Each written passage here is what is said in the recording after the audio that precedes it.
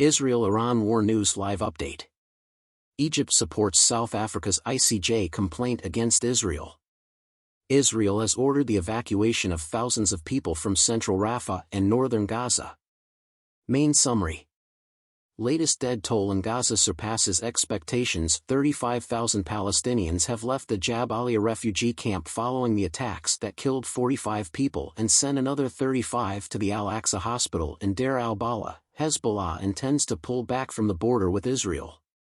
Just 4 minutes ago, Adiyar, a Lebanese news station, cites a Hezbollah source as saying that the group intends to pull most of its fighters away from the Israeli border. An anonymous insider said that the group's assault drone strategy involves launching them from locations close to the Israeli border. Hezbollah, they said, will also try to strengthen the intelligence networks it supposedly runs in Israel. Held in Tel Aviv, journalists from Al Arabi. About 17 minutes ago. The Times of Israel reports that while reporting demonstrations in Tel Aviv demanding a hostage deal, Israeli officials detained journalists from the London-based news source Al Arabi Al Jadid. News outlets in Israel have lately banned Al Jazeera, and the journalists were reportedly working for that network.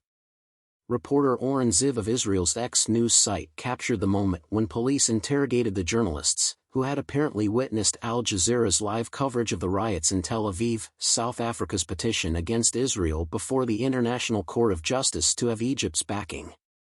52 minutes ago on Sunday, Egypt's Foreign Affairs Ministry said that Egypt will intervene to support South Africa's genocide complaint against Israel before the International Court of Justice.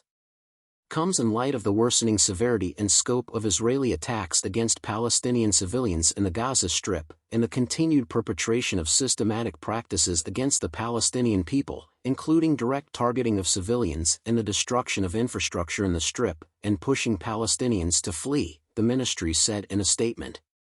Egypt urged Israel, in its capacity as occupying power, to fulfill its duties and carry out the interim measures imposed by the International Court of Justice. These measures demand that Israel desist from human rights crimes against Palestinians and guarantee sufficient access to humanitarian aid in Gaza. Egypt has once again demanded that the United Nations Security Council and other international parties act swiftly to end the violations in Gaza and the military operations in Rafah. German Chancellor warns against Rafah offensive video, Israeli forces assault Jabalia refugee camp ambulance and journalists. Just 1 hour ago, Chancellor Olaf Scholz of Germany has criticized what he calls Israel's irresponsible decision to escalate their offensive in Rafah. We strongly advise against this, and we firmly believe that no reasonable plan can bring about this outcome without causing immense suffering to innocent civilians, he stated on a Saturday chat show. An all-out Israeli attack on Rafah in southern Gaza would be reconciled with international law, according to the United Nations High Commissioner for Human Rights.